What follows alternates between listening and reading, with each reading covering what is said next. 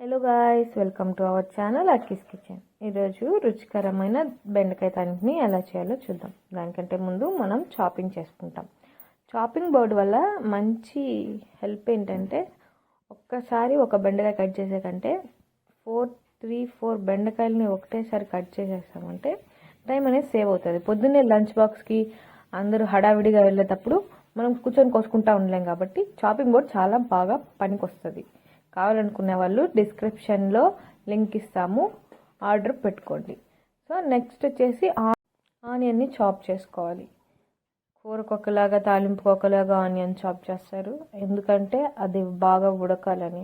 పచ్చిగా ఆనియన్స్ ఉంటే ఎవరు తినరు.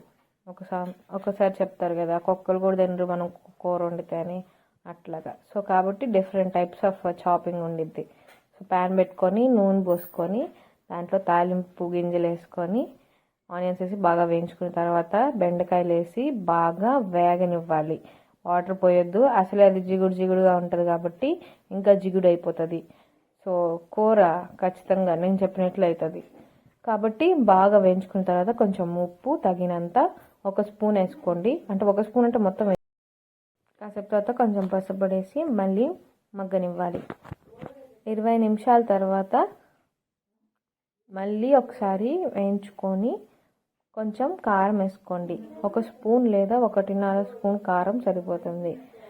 బాగా వేయించిన తర్వాత అయిపోతుంది. Thank you for watching.